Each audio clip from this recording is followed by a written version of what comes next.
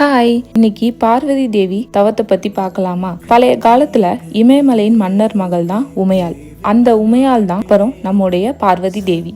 சின்ன வயசுலயே பார்வதி தேவிக்கு சிவபெருமான திருமணம் பண்ணணும்னு உறுதியா இருந்தாங்க. ஆனா சிவபெருமான் யோகி உலகத்திலிருந்து விலகியவர், திருமணம் போன்ற எந்த சிந்தனையும் ஆசையும் இல்லாதவர்.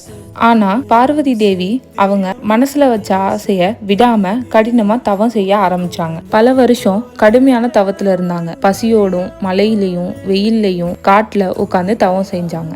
அந்த தவம் சாதாரணம் இல்ல, ரொம்ப பெரிய பொறுமையும் அன்பும் உறுதியும் இருந்துச்சு. கடைசியில சிவபெருமான் பார்வதி தேவியோட மன வலிமையையும் பக்தியையும் பார்த்து மனைவியா ஏற்றார். இப்படிதான் சிவபெருமான் பார்வதி தேவி திருமணம் நடந்துச்சு. மாரல் ஆஃப் த ஸ்டோரி என்னன்னா, வாழ்க்கையில எதுவும் நமக்கு ஈஸியா கிடைக்காது. அதுக்கு பொறுமையும் ஒழுக்கமும் முயற்சியும் இருந்தா மட்டும்தான் எவ்வளவு பெரிய ஆசையா இருந்தாலும் அடைய முடியும். Great things never come from comfort zone.